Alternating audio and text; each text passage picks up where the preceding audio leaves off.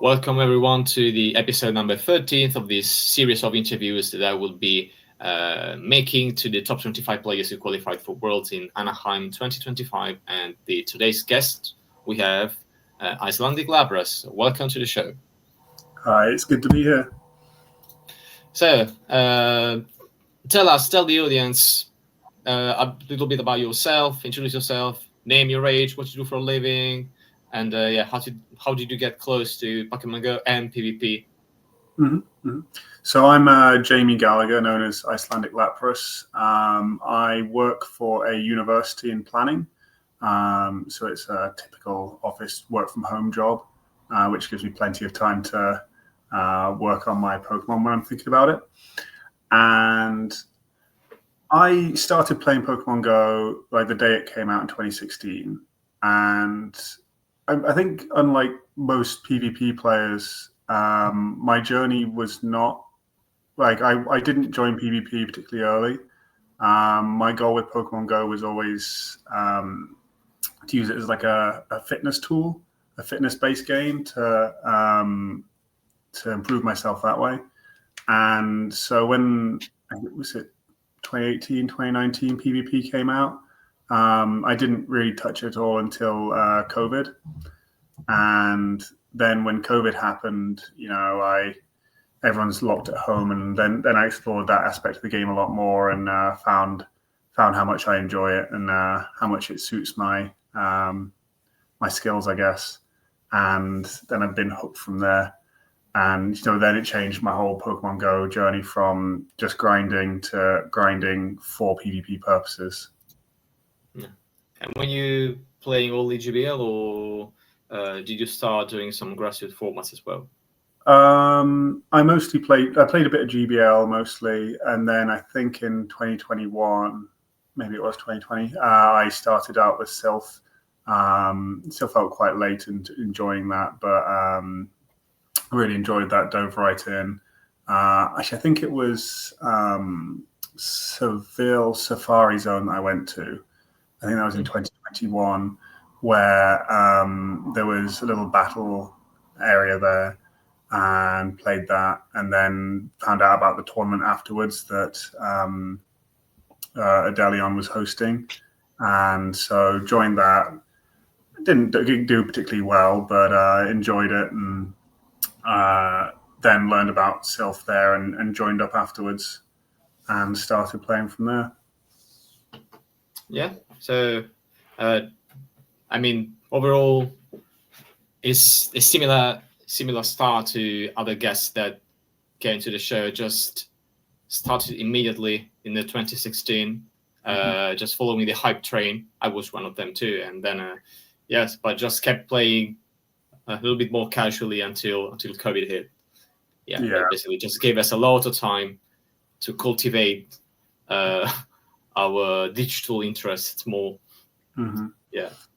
And I've definitely gone the route of if you ever play me in GBL, until about a month or two ago, I'd be cycling on my exercise bike at home while playing to keep that, fitness first, and GBL is just a distraction from that. But recently I've got a like walking treadmill, so now you'll find me walking while you battle me in GBL. Yeah, well, that's actually an interesting thing, because basically the more you play, the higher you get in the elo, and the longer the queue times. So having something to do in the meantime, and just not spending lots of minutes or even hours just waiting for a battle to start. But so just taking care of yourself in some to some extent, in some sense, I think that's a very noble way to just to use your time in parallel while you are waiting for the next match to take place. So yeah, definitely, I second that, and I appreciate you sharing. Yeah, that's nice. So let's have a talk about your season. Of course, the results that stands out the most is your first place in Birmingham with a whopping 8-0 results. But I hope you will forgive me. We will have to talk about the USC as well. And Yeah, especially because you use the same team. So, but yeah, let's start with first things first. So Dortmund, I think you got one win short of the day two in Dortmund. What was that? Was 17th place. So I think I was. I'm not sure. No, I think I was 2 wins short. I think it was top. No, I wasn't in the win. I wasn't in the losers final. It was a tough tournament because I played EJB in the second round and lost 2-1, I think. And a matchup I really didn't think I had much of a chance on paper.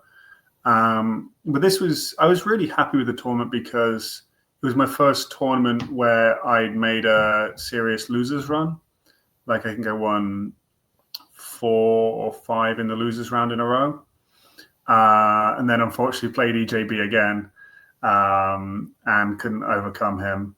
Again, another 2-1. So it's one of those where I made it really close. I was happy with how I played. I didn't feel like on team comps and I wasn't outplaying particularly that I should have made it through there. But I was very happy with the consistency to go that far at all. And I had some very, very tough battles along the way. I remember I played against Jonkus the round before for the points round, I believe. Actually, maybe it was after. But we had 3 games that were basically timeout games. And remembering the energy on everything. And we were both running like Azu Dunsparce, and I had Claude and he had Araquanid. And so it was really slow games, really about positioning and keeping everything alive, because I think the first one did actually go to timeout, and the others, the time was up just as the game ended. So they were really tough, like long battles to power through, and I was happy with how that all went for such a long tournament. Also pretty draining mentally, like especially when you are already in the loser finals and you know that you have very, very high hill to climb. And and in the middle, I mean, in mid loser, you're still doing all the games to the timeout. So yeah, it must have been also. It must have taken a toll on your like probably just mental solidity for the subsequent games. Yeah. It was a very draining day, and it was also a tough one because I've got family in Germany, in Bonn, which in theory isn't too far from Dortmund, but there was a lot of train issues over that weekend, and so I stayed with a teammate and friend the night before instead, and it was still a long journey in, and then afterwards it was about a 4-hour train journey back, and so I was quite happy that I made it so far on day one without then having to come back on day 2, so I could spend the day with my family instead. And the idea that I might have to travel all that way back again wasn't too enjoyable. So it's one of those where you're making the most of a holiday as well as the tournament. So full day of tournament, but then can switch off for the next day and make it a true holiday. Yeah, I believe that's probably the most enjoyable way to attend a regional or say a special event or one international championship. But yeah, definitely going somewhere not. I mean, yes, to play, but also associate something different, extra game that might be staying with your friends, or say hi to some friends that you haven't seen in a long time, and maybe just live nearby. Or just saying hi to some family, visit someone, just doing something for yourself as well, not only for the game, is probably just the best way to enjoy the whole weekend. Mm-hmm. Yeah. Were you happy with the team you had brought in Dortmund? Because I saw that for the first 3 tournaments, and I think those were also the first 3 tournaments, not only for you but for the season in general. You stayed pretty consistent with. I mean, for Lille Gdansk, you used the same team. For Dortmund, you still had 3 Pokemon that made the main core for the whole semester. So what are you feeling about the Dortmund team, and how did you try to adapt? for the subsequent regional? No, I wasn't. My Dortmund team wasn't particularly good, I would say. Like I know I'd seen a few people like running the A/ in the lead up to the tournament, and I think I'd misread it basically as in why people were running A/, because I ran the Shadow, and that just gets cleanly one shot by Clodsire, and that's therefore a much more awkward matchup, and probably should have ran the regular A/ for that reason.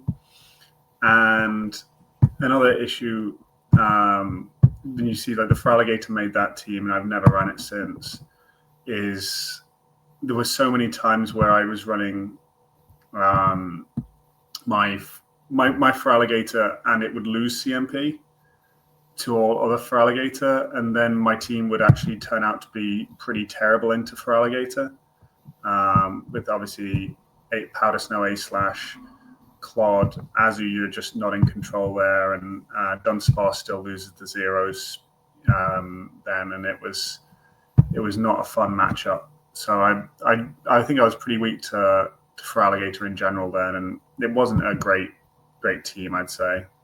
Like you see the same core of Azu, Clod, and Dunsparce through the next few tournaments. Part of that is like experience, having run them plenty before, and part of that is just I really like bulk and having those 3 bulky mons to say you swap a turn or 2 later than you should have. Bulk can overrule that, and you can get away with that. And so early in the season, when I wasn't as sure what I was doing, the bulk can save some poor plays. And then you kind of led from your team holes in Dortmund, and you went a little bit stronger to Fraligator. So you had two nice answers. One of them could just shut Fraligator down in the 2 shields and come out with a lot of energy, which was Gallery Moltres. And the other one had more than one function, because besides being able to have an overall positive matchup against Fraligator, but still Fraligator with energy was still a half problem. But you now had the chance to completely destroy Dunsparce, which was very, very used at the time. So Chestnut was a fun pick for Leland Gdansk, because it was very underused, I'd say. I think Wadaj had won the first regional in the US with it, and its usage hadn't picked up too much. It was still used a lot less than Superior, which was the dominant grass at the time. And obviously it loses pretty badly to Superior with Aerial Ace. But there was a few matchups I particularly liked the Chestnut over the Superior for. Like one of those in particular was Azu. Like Chestnut's actually much better into Azu than Superior, because after he's got that higher attack stat, so a Frenzy Plant you can actually just farm down afterwards, whereas a Superior you have to throw a second move to avoid taking the 2 Ice Beams. And it's actually much better into Drapion as well, because all the charge moves are walled off.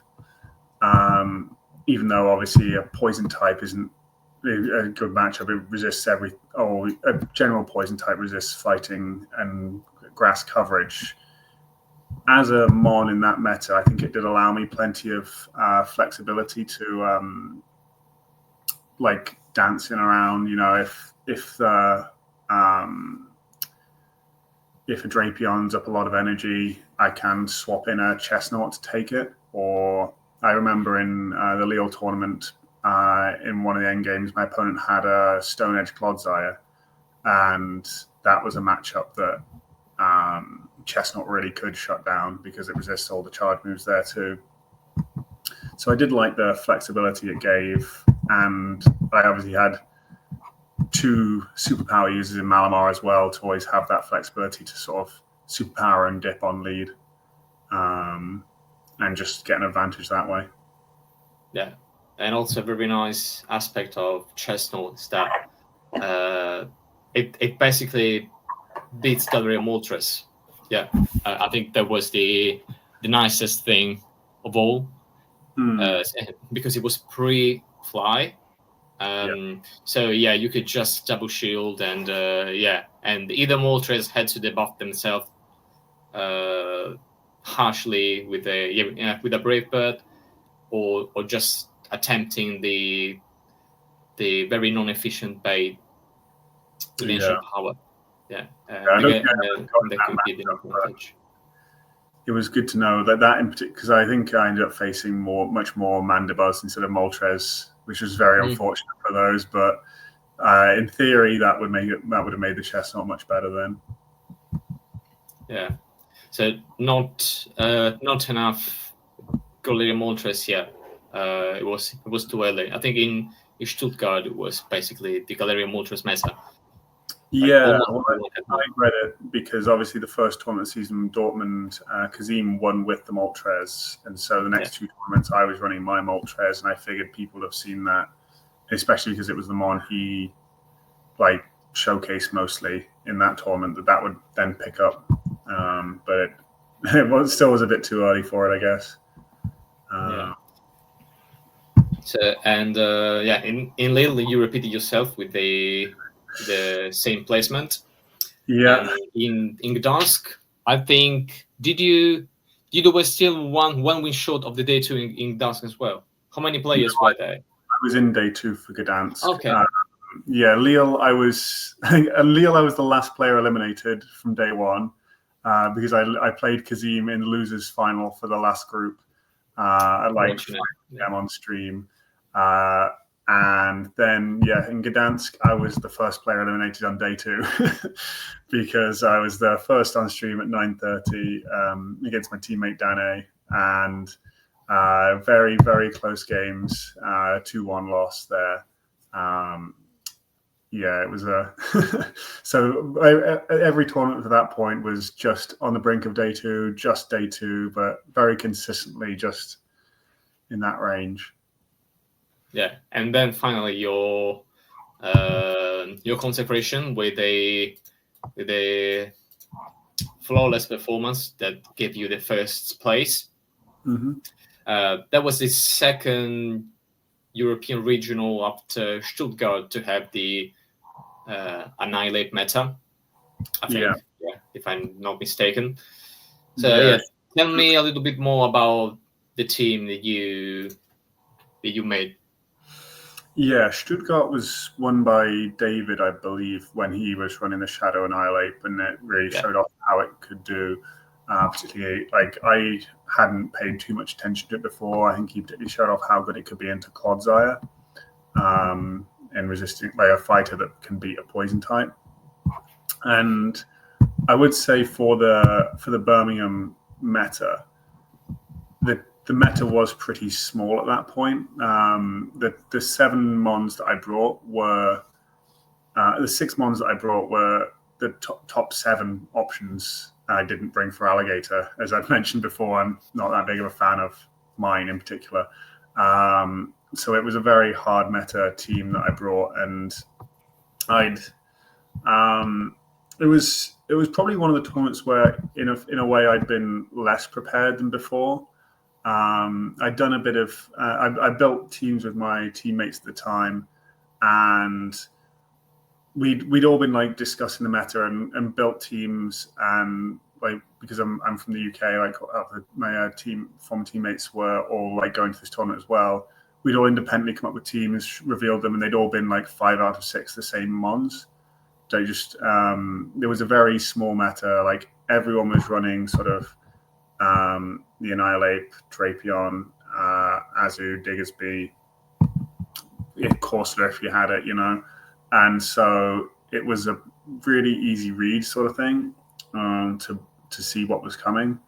But I'd actually changed up my team somewhat last minute, because originally I hadn't brought Jumpluff, and I never actually practiced with the Jumpluff. But originally I had the Alolan Sandslash for opposing Jumpluff, Diggersby, Drapion. And in theory, that team's fine against the Annihilate, because you've got your own, I've got Corsair and Azu. But in practice, I was not okay there. There was plenty of games where if I like I didn't feel like I could, if your opponent had an Annihilate, I could bring both the Diggersby and the A/, or I'd struggle to even bring one of them, because even like counter swapping Azu, they would then have the ability to win the twos, or if a bit of energy, just get ahead and just rage fist through and boost way through the team. So I ended up swapping to the jump left pretty last minute, I think like the Thursday before the tournament. I was pretty happy with how that turned out. It was a good run.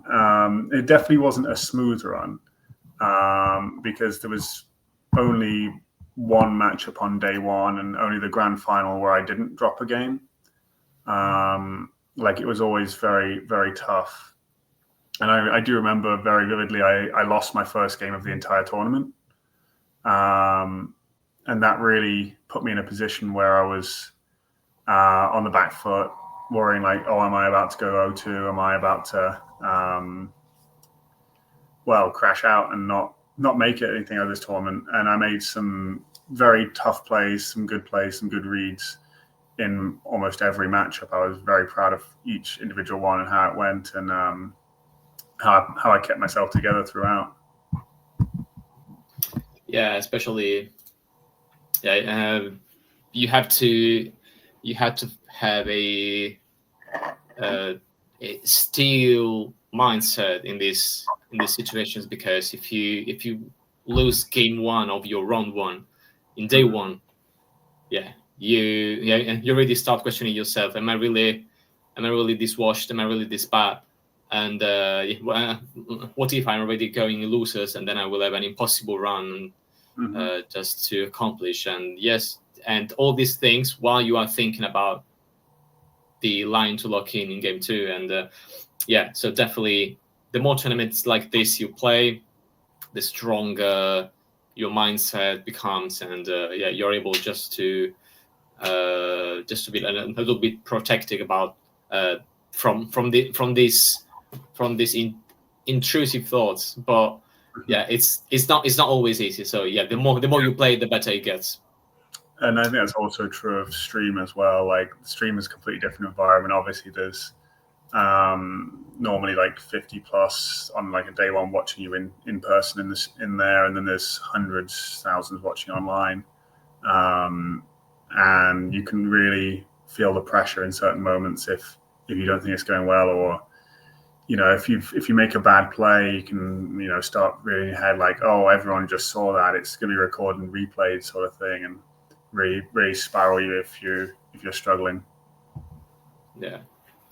And but even in day one, you didn't have an easy round, because you basically had Tomahawk already in round three. I think it was the winner semis at that point, because you were probably already kind of seeded, because you had some points already in your bag. So winner semis Tomahawk, winner finals Hikami, and then off to day two. I can see Warrain and Togetic on Tomahawk UK side. Yeah. So how did you approach that? Because Togetic and Warrain together basically could break your entire team. Yeah, they somewhat do. And against Tomahawk, obviously he's got like a Diggersby Drapion core, but I did think the Corsola was the answer to his spicy picks. And I've said before, like if I see someone running like a Togetic Warrain, and like especially like someone like Tomahawk, I know he wants to show why he's picked them, and like in game one he did actually do a very good job of simply outplaying me with that core. So I felt like I could run Corsola into those and have good play, because obviously they're both weak to the rock coverage, but then he can just always two shield. And it was a tough matchup to play out. I know in game two I had to make a fairly ridiculous play to survive the battle, because I somewhat put myself in a bad position of I had my Drapion into his Corsola in the end game, but he had a 2 Astonish head start in the no shields but low energy, so I was not going to make a crunch. He was going to outpace to the KOing move, so I waited a turn and CMP'd on an Aquatail instead of going for the crunch, which put it low enough that my Azumarill could farm down. And it was a really difficult play. I was forced into a corner to make, sort of thing, because if I throw the Aquatail, he simply just farms me down and then KOs the Azu. And if I reach for the crunch, I don't get there, and then he outpaces the Azu as well. Yeah. So it was a really tough position I ended up in. And then game 3 was a little bit more rock, paper, scissors in effect. That, like, I think it was a pretty neutral lead. And he made a really nice play of catching an Ice Beam on a Walrein, but then I punished the Walrein with a Shadow Annihilate and had a Drapion on a Corsola in the end game. So yeah, he was making some good plays, but then the alignment happened to go into my favor because of it.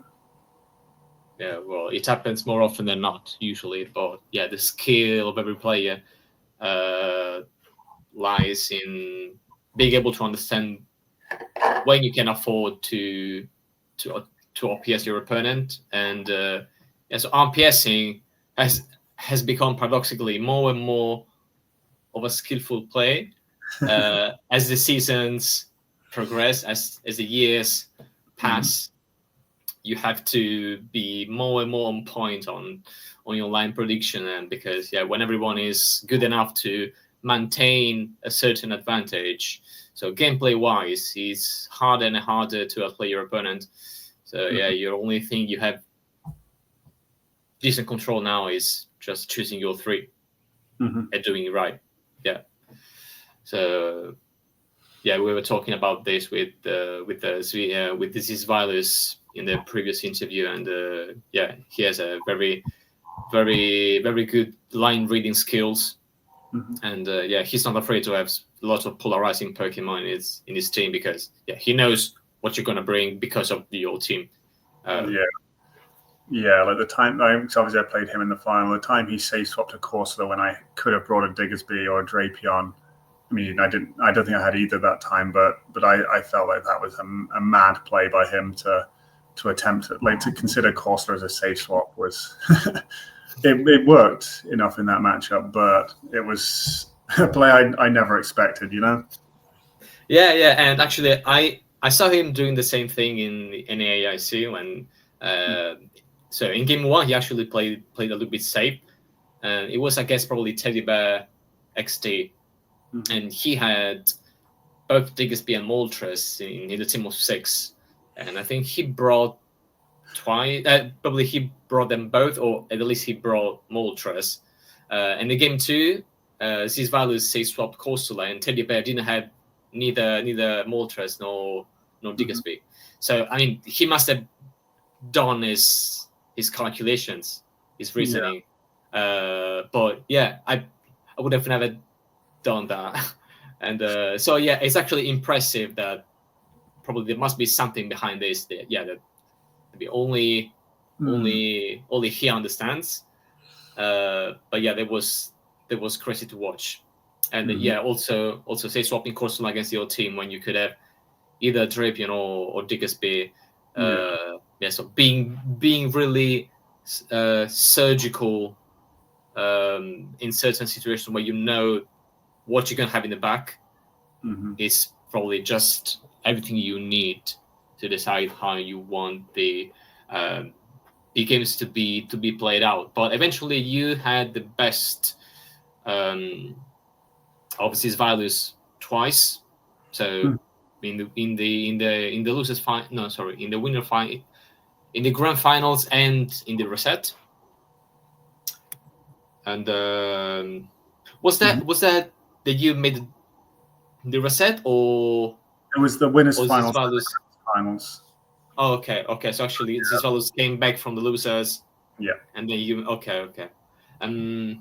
So he was telling me the other day you made a series of fantastic reads against these lines.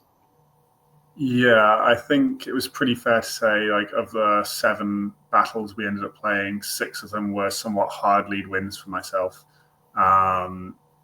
which obviously massively helps. I think the only negative lead was Drapion into Diggersby, which is not too bad as well. Like, it was one where I think I'd done that knowing full well that I had the plan of, if he leads Diggersby, staying with Drapion, I'll put that Corsair in the back. That was a bit of a harder read, that if I just play out the twos with Drapion, particularly when I was somewhat surprised and thankful that he never baited there. He went straight Scorching Sands, and I CMP'd the third Scorching Sands, so he came out with no energy. That I thought I was in a really good position there. But yeah, every sort of lead, like similarly with game one, I said, oh, he's got this really weird pick of the Bibarel. I'm trying to remember what else I was. I mean, my Shadow Annihilate was pretty safe into his team generally, but I just had a feeling that he was going to lead the Bibarel. And it's pretty good into my team generally. So I led the Annihilate, and that's about as hard a lead as you could hope for. And yeah, I think game one in particular was completely rock, paper, scissors. I think he swapped a Charger Bug, which Galarian Corsair can really comfortably handle, and had the Azu on Talonflame in the two shields in the back, which, I mean, it doesn't really matter the shield scenario. If it's zero energy, the Azu's going to take that. And so I was really happy with just like a nice, clean rock, paper, scissors game one, where I didn't have to make any big plays to pull through. And then from then on, basically, when I was team building, I was sort of each time coming up. Well, I think I changed my lead most times, but coming up with a new lead that felt really safe. Or I think I did switch up every time and surprised him a lot with the leads, but did like somehow call them each time. Like, it's funny watching back, like the grand finals game 3, you can hear like Inadequance and Arceus Aurelius commenting, saying Inadequance, like, it's time to lead the Talonflame, and Marcus is saying, absolutely not, you can't lead the Talonflame when the Drapion Azu core is so safe, and then it locks into the game and I'm running the Azu lead against his Talonflame. And it really did help put me in those sort of positions where, like, I before each battle, I'd come up with an idea of, if he leads this, I either stay in or swap, and if he swaps this, I either what do I do? So I'd sort of already, before any battle, planned out all lead and counter swap possibilities, which helps put you at ease, makes you feel like feel prepared for such a tough battle, and when you don't have much time. So I felt really confident with those, and executed my game plan most of the time pretty well. And obviously, having a favorable lead, and his team was a lot. Well, I think, a lot of my picks were quite flexible and generally considered like bulky and strong in the meta at that time, whereas a lot of his picks were a lot more spicy, unusual, and generally much less safe to swap. Like, you can't easily say swap a Talonflame or Charger Bug when I could have a Diggersby, or Corsair actually is a very safe counter swap, and he had double normal for my Annihilate to eat up. And so it did feel like, I mean, I'm sure he'd say the same, whatever he counter swapped, there was something on my team that could really be a hard punish for it. Yeah, well, that's the downside of running for him a not so flexible team. So once you didn't make the right lead call, probably you're gonna get RPS in the back.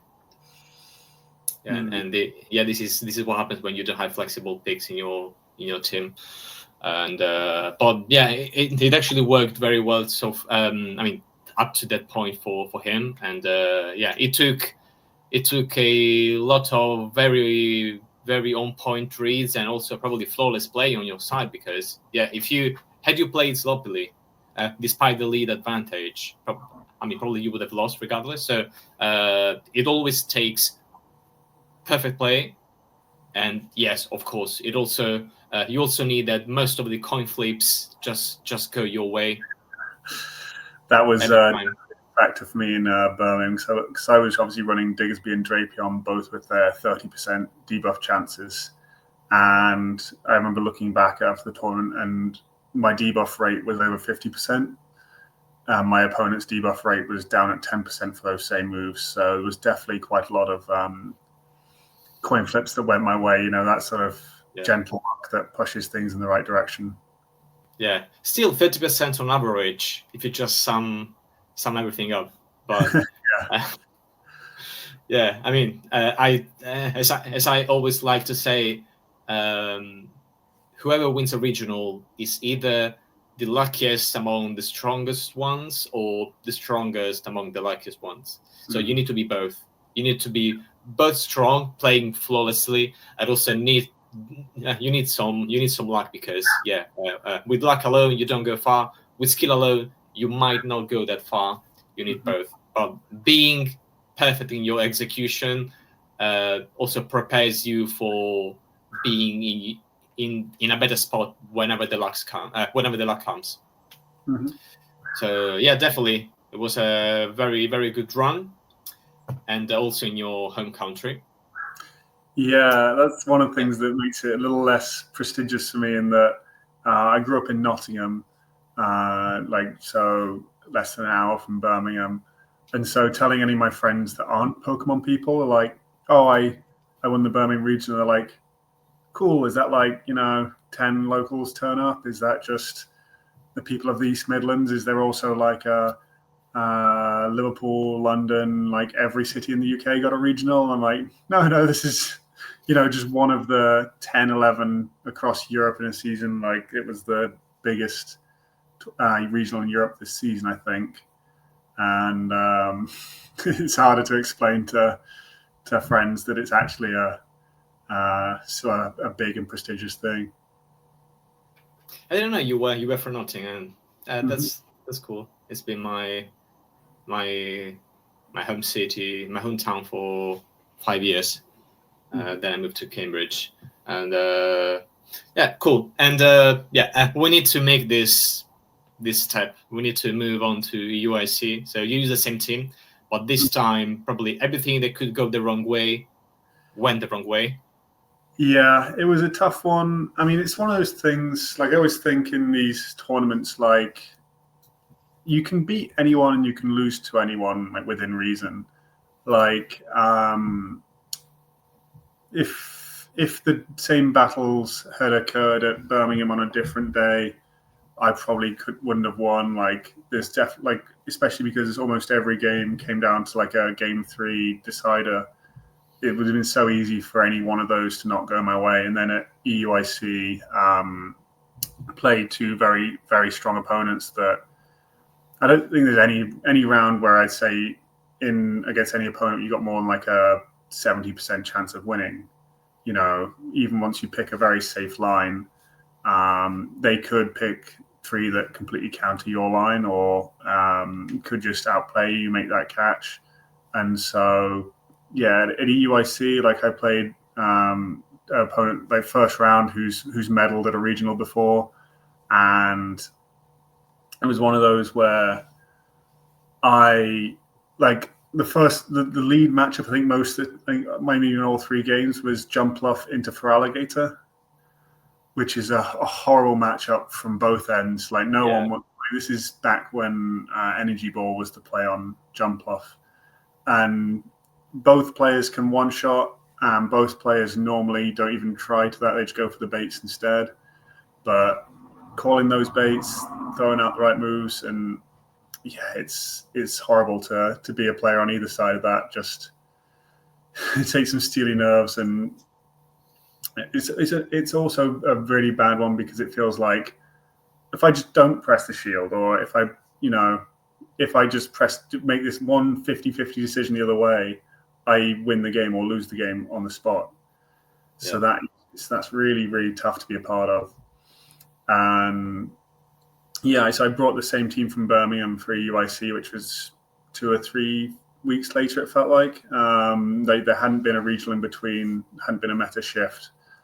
And so I didn't feel I needed to change it up. But I think it was a little softer for Alligator still. And so it really was a struggle.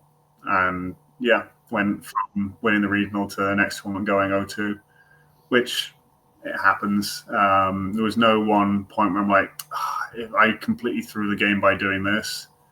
Like there was, I think in the losers round, the lead and mid game matchups played out perfectly fine. Like maybe it was a slight advantage, slight disadvantage until thirds are revealed, and I think it was Diggersby onto Talonflame or Annihilate onto the Talonflame in a shield scenario. They just can't win, and at that point, there's nothing you can do but play out the inevitable.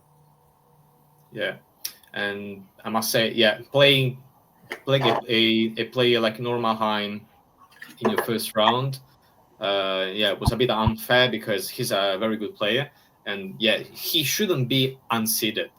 But yeah, basically just because he didn't attend any other regional, he had no points, and that's always very bad when it happens to you, right? That you have to face a player that you know they're good, and but you have to play them, and that's kind of bad. I was in your group actually, and I won't deny I was a bit relieved that you weren't in your winner bracket at that point. I think we were close to playing as well, weren't we? if obviously we won some games, it wouldn't have been. And I ended up battling Norma-Hein as well, and those were the sweatiest games in the whole season that I've had. So probably we would have equally sweaty matches had you been there instead of Norma-Hein.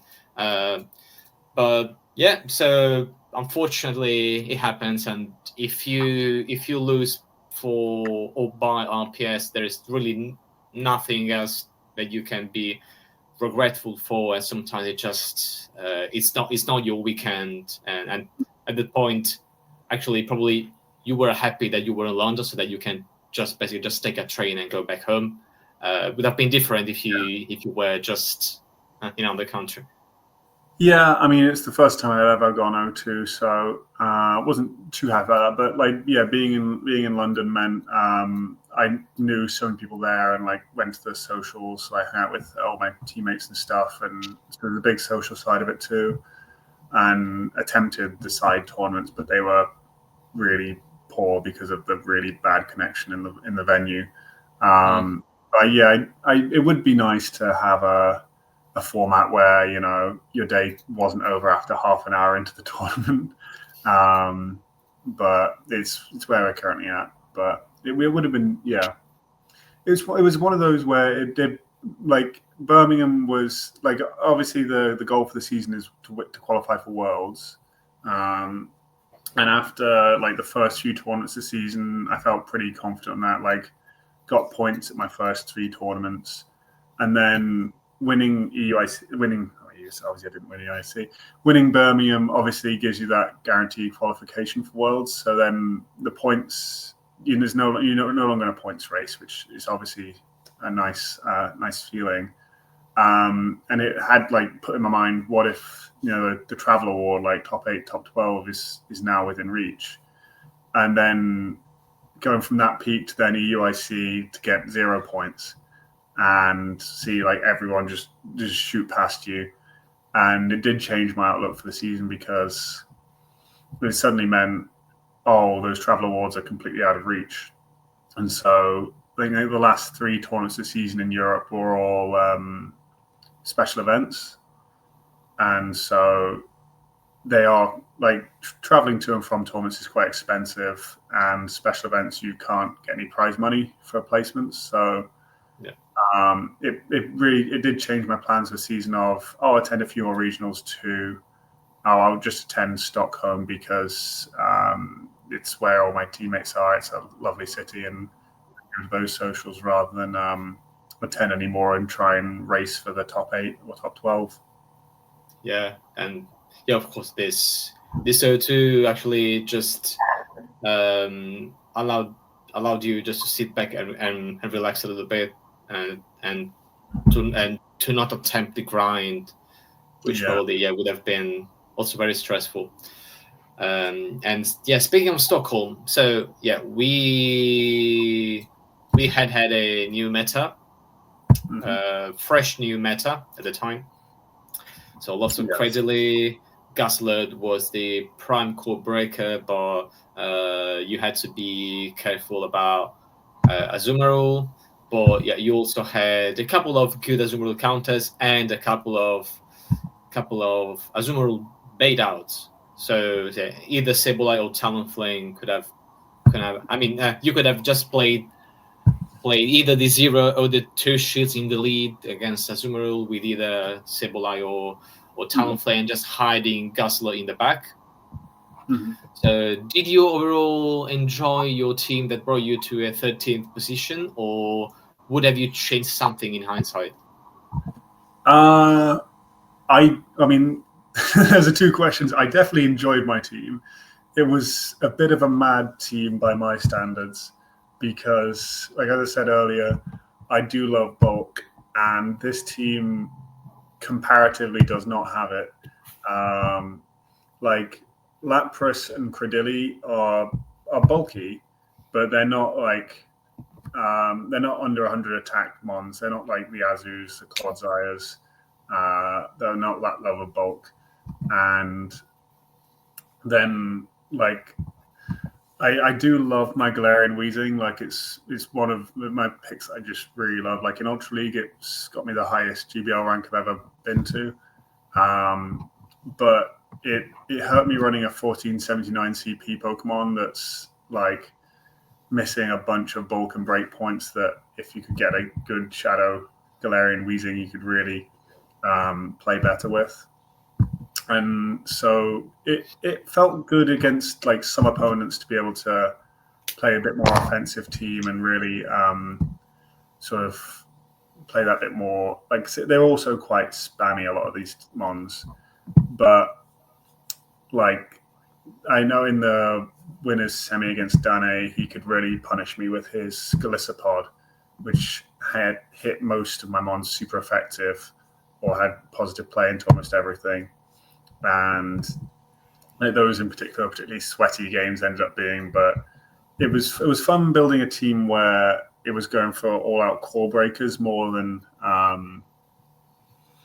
the most solid meta picks, because I think at the time I was really scared of Cradily being incredibly common, and that was one where my Galarian Weezing doesn't beat Cradily, which is horrid.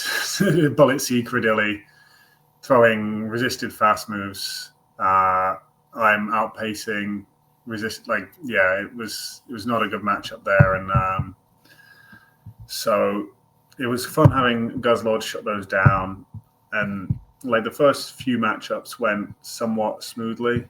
And then against Dane, on stream, we managed to tie game 3, which is a wild one to then somehow have a 4th game coming.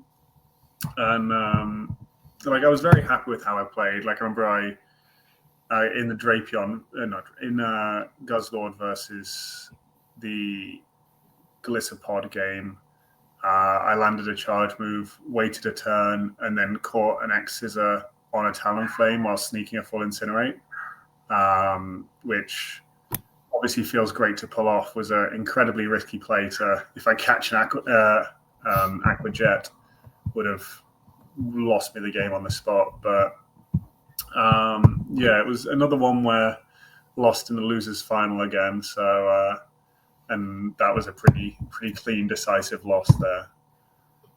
Maybe care PL. Yeah, he beat me pretty soundly. Like his Lapras was, I think, he ended up on his Lapras on my Lapras in the end game up like half a Lapras, and so it was fun on stream throwing ice beams in the Lapras mirror. But those games, I was not close to pulling off and making day 2. Yeah, and I see from his team is actually he had a Shadow counter Marowak that is actually pretty safe into most of your team. So I wanted to know if they actually used Shadowcan Marowak against you? I don't think so, no. I think it was a combination. It was definitely the Shadow Sableye that really put in work against me. It's like I remember in the end game, the Shadow, he had a red Shadow Sableye and I had a Lapras to try and farm it down, and it was just never happening. So I think it was some combo of that. I think the Swallow was around as well. But it wasn't so much as the Mons, but I just got outplayed in that battle. Okay. And overall, happy with your result? And would you register the same team again? It was a tournament where I had a great time. Played some really fun Mons, and I knew them quite well. I think I'd probably consider swapping out the Talonflame, just because I really do hate using Incinerate, just because of the power it gives away. Obviously, as a move, it's really good fast move damage, really good energy generation, but it just gives up that control of turns, catching, swapping. And yes, I'm just not a big fan of charge moves like that. And you just didn't have much of a snapshot of the meta at that point. And it was a really small tournament, particularly small by European standards, like in the 70s. Yeah. So it really did feel like one where it was winnable, particularly. But without a settled meta, I couldn't make a good read of the team needed. And I remember coming into it and I've got Credilli, Guzzlord, Lapras and thinking, yeah, these three make a great core as long as no one brings a fighter.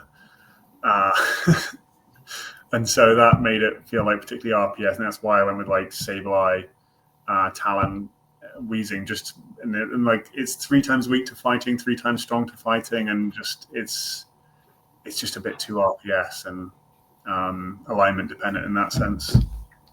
Yeah, and I think probably also you weren't the luckiest player in the regional, because you faced Danne, who not only is one of the greatest European players, but also he had Charger Bug. Mm-hmm. And I think, your team really suffered the Charger Bug presence. He just forced you a lot of lines, so unlucky there. He double bugged me, which was quite funny. He was also the one that knocked me out in Lille, so played a lot this season. Yeah, and also kind of even more excruciating, just being knocked out not only once but twice by a teammate. Yeah, that's where friendships break usually. And are you? He was better positioned to. Oh, sorry. Go ahead. He was better positioned to make a run in the tournament. He built a better team, and he piloted it much better than me. So I think 3rd place, at least a medal. So he did really well that tournament. So I was happier for him in his local tournament. And are you? I mean, would you like to face Danne again in Worlds, or is that a player you actually would like to get a revenge, or to get one more win, just to continue your winning streak against a particular player? No. I think it's one of those where, I think I've had it a few times at tournaments where, round 1, you end up facing someone you know quite well, and in those you feel like a little disappointment. I could just go see you on. I just battle you whenever. I don't want to be if teammates particularly. I don't want to be just facing a tournament because it feels like one of us has to lose, obviously. But if we were matched up against other people, we could cheer for each other together rather than having to pit against each other. So I think I quite like playing players I haven't played before at tournaments, just to expand who you know. Get some fresh battles in, not really have expectations. Whereas if you're battling the same people over and over, there's more than just the Pokemon involved. There's last time we battled, this is how it went, and therefore So Worlds, I'd like to play some more players that you don't see in Europe. So the sort of any of the other region players would be fun to test yourself against. Okay, and how much or how long do you think you're gonna prepare specifically team building for Worlds? And Yeah. how long are you gonna prepare just practicing instead? Well, I've built a draft one team of the team I think could work at Worlds based on what's working in the meta at the moment, and so like with Great League coming back yesterday, been ran it for the day, which the team felt good. The Wi-Fi felt terrible, but yeah, it felt really good. 3 flexible ones I tried there. I think I might just after the call throw on the other 3 mons, even if they don't, form a perfect team on their own, just to play those and get as much experience as I can. Because I think that's one of the most important things of the team is to actually know their matchups, know how they can do.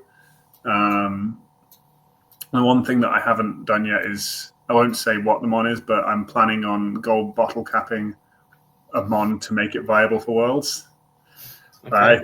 I think Great League is the best use of that gold bottle cap because I mean in Master League, most bulk and break points for mythicals don't matter, and anything else you can grind in a sense. But with some very inaccessible mons for Great League, you can really customize what you want with them. Whether that's I quite like when I go for these things like a bit of attack, maybe some bulk points and break points, and then a little bit less HP to round it out. So see whether I want to do that, or maybe I just pull out a rank 1 of something that you never expect to see as a rank 1.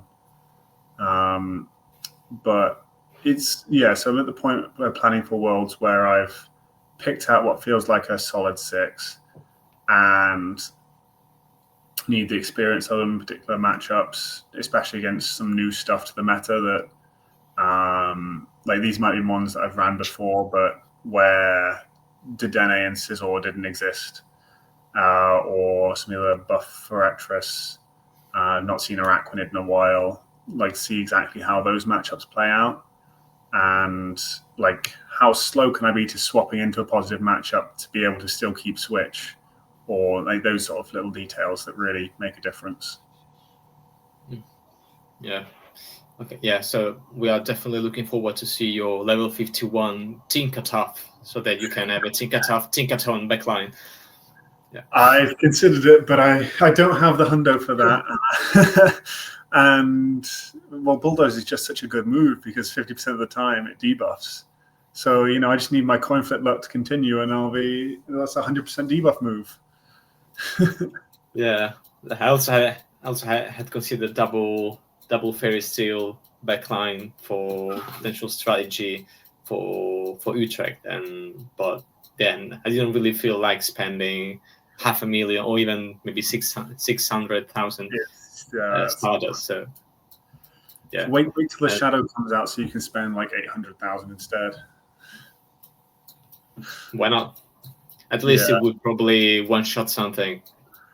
Hopefully, or well, I don't think so, but we'll see. So yeah, let's have a chat about NAIC, and yeah, of course, already 2 weeks have elapsed, 2 or 3 weeks, 2 weeks have elapsed, and yeah, we saw Exaction winning it all with a very good use of Drapion, which is still the king of OGL, despite the crunch debuff percentage, like the crunch debuff probability nerf.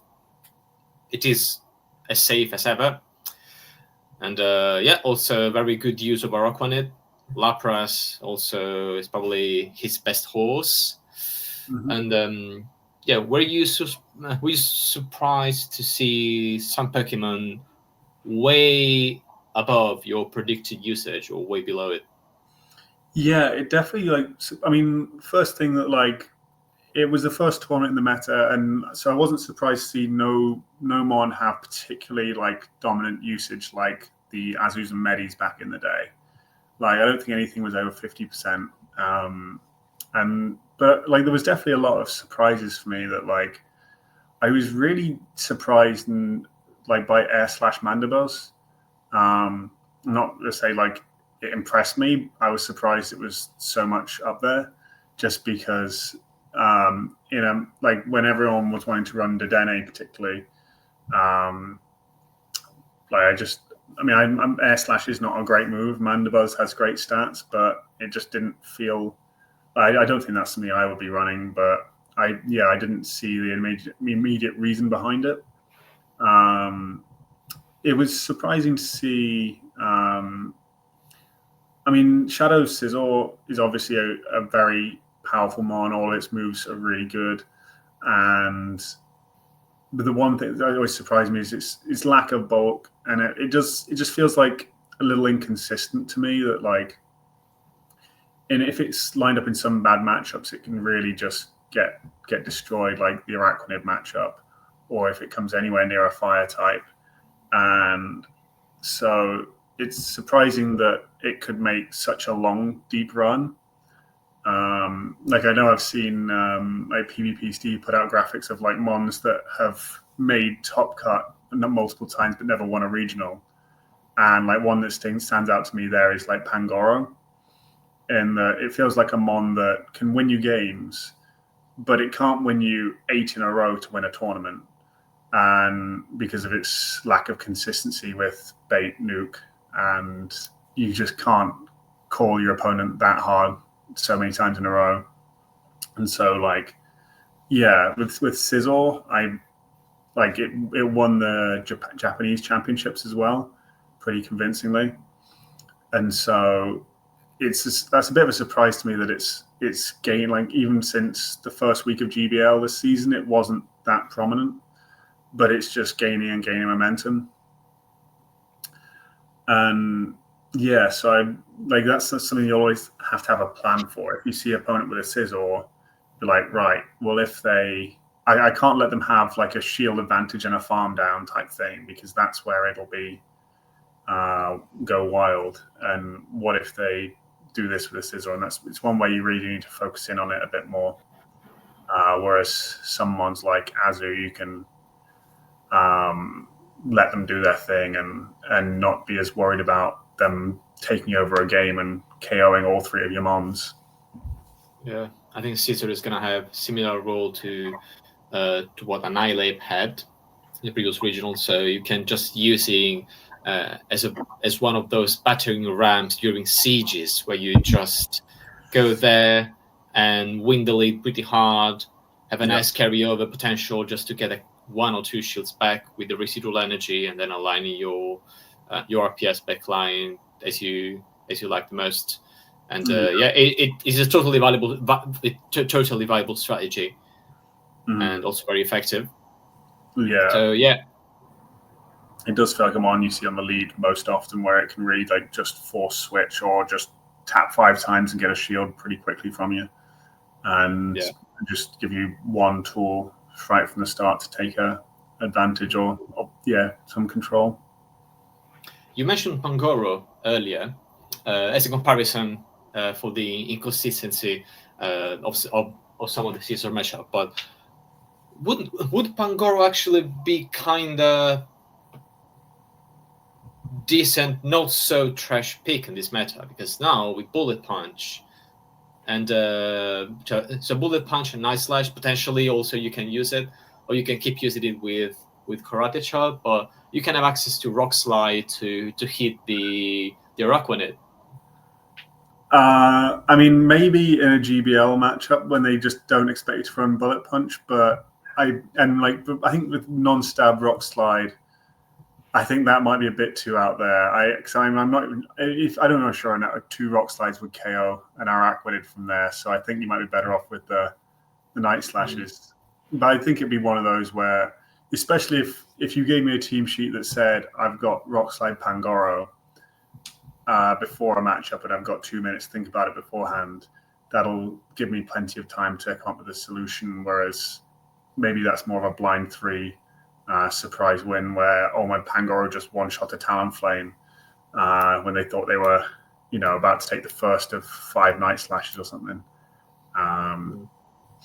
It's one of those. I remember back in the day before open team sheets where those sort of things could really be decisive in battles. Because I remember I think EUIC 2 years ago where everyone was running Shadow A9, and no one would, like, it was 50-50, is it Powder Snow or is it Charm?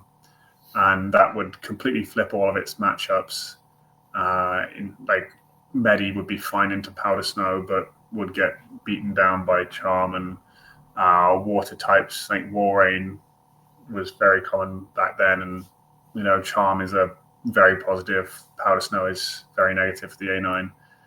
And I do like the move to more information for the players, so you can then express your skill a bit more. But I do think it means that spicier movesets have much less chance of success these days. Yeah, definitely. Well, yeah, let's hope for some adaptation. Definitely, I believe that after NAIC, lots of people will follow the Araquanid hype because it proved to be very strong. But also, this will cause maybe more Dedenne or more flyers. And I think Ghosts might be the biggest beneficiary of that. Something like Dustclops was among the top usage as it already was, and it's interesting to see how well Ghosts can shut down these bug users. Like because Ghost isn't normally considered a defensive type, but like Dustclops in particular has risen up, even though it's not had much of a buff recently. Like its Hex got a bit buffed, its Shadow Punch got a bit buffed, but I think the reason why it's suddenly coming up is because of the bugs, and the ice coverage helps a lot. But yeah, and maybe some more normal that do not take super effective damage from Ice Punch. So maybe we will see a decrease in Diggersby usage. Maybe we'll see some extra turrets. Yeah, and at this point the meta is pretty unpredictable because we don't have any more occasion to see some snapshots of what is going on down there. Yeah, like I've been surprised. Like other things at EUIC, I was very surprised at NAIC to see like Tinkerton and Forret have basically disappeared, and they've not been nerfed in any way. There's just they're not popular at the moment for whatever reason. Like I can imagine Forret really doesn't like the Dene, and like a lot, like there's a lot more, the waters have a lot more bugs attached, which doesn't it takes some effect from the Trailblaze anymore. But yeah, surprised to see both of those drop so much at NAIC. Yeah, we will see some Tinkerton again for sure. Just it was about 20% usage, which it is definitely nowhere near this 60-70% of whatever it was in the past. When it was first released, when everyone had a bad one, but everyone needed the bad one to run it. Yeah, and definitely this unpredictability is what is going to make probably Worlds even more exciting, because lots of different teams, and each of those teams will make actual sense, at least in the player's mind, in the player's rationale. So yeah, it's going to be interesting. It's going to be definitely exciting. So we are approaching the end of the interview, but I would like to tease you with a couple of more questions. The first one is not really teasing per se. It's more I would like you to give me a name of a player you think just deserves to be at Worlds for just skill wise, but he didn't make it because maybe just low effort or poor consistency. Is there anyone? Let me think about that. Who it would have yes, it would be King OWT, whose only tournament this season finished 5th at Birmingham. Like, he's a great player, great guy. Life circumstances, other priorities mean he attended one regional this season, and if he was at Worlds, he'd definitely make an impact there. Yeah, excellent name. Yeah, I know the guy. We've played against in a couple of locals, and he's a very nice guy to chat with, to battle against. Yeah, definitely. We all hope that he's going to go to Worlds next year, and so looking forward for post Worlds. If you had the power to change anything in the game right now, except for the lag with okay, it's probably the most obvious answer, but yeah, just mechanics wise or move wise, or yeah. So what would you change for one night if you had supreme power over the game code? Oh, how else could I buff Lapras? No, I mean, I remember joking before it got Psywave and Sparking Aria that it also needed Icicle Spear as a fun addition to just improve Ice Beam. But I do think something that would improve the game more than any one move would be obviously adding like a Show 6 option to GBL would be a fun addition. And I just think adding, I don't think it'd be that much difficult at a regional to then take a group of 24 as it normally is and make the group stage Swiss and then top 2 from the group go through. Like it'd be one where it would add battles. Obviously, I think that might be their issue, that their capacity for battles is struggling. But if everyone's guaranteed 5 rounds, where if you're 5-0 or 4-1, you go through to the next stage. But you'd have the capacity to go 1-4 and still get 3 more battles in than you otherwise would. I think that would be a great draw for like local competitors and more competitors to explore regionals. Yeah, this is a common feeling to almost everyone that is playing the competitive format right now. So yeah, definitely, you're not alone in this. And I haven't asked you about your favorite Pokemon, but I suppose it is Lapras, right? Yeah, it's Lapras. I've got a few other favorites too. I think growing up, my favorite was generally Sceptile. That's the game I started playing. It's not particularly good as a mon, even in Pokemon Go or anywhere else, but I love the design of it and its play. But it's got to be Lapras. Especially after the move update, and it kind of became, besides your favorite, also one of the strongest ones in the meta. I can probably spoil that I'm bringing Lapras to Worlds. That'll shock everybody, but it's going to be there. Yeah, you're not going to be the only one, but yeah, you are in good company, because it proved itself to be still very strong despite Caesar, despite a lot of other Pokemon, despite the Dene. So yes, we actually are at the end of the interview, but before we say goodbye, so please tell the audience where they can find you, where they can keep following your journey. If you do any coaching, just make sure you give all the details, or where they can just drop you a message. Yeah. I'm always down to chat about like team building, breakpoints, bullet points. I love those sort of discussions. You can always send me a message on X or Discord on those. But I'm not a streamer. I'm not any of those other things. So it's literally just those 2 ways to find me. Okay, so thank you, IcelandicLapras, for this. It was a terrific interview, and looking forward to see you in person in 2 months. And enjoy the rest of your day, and take care. Thanks,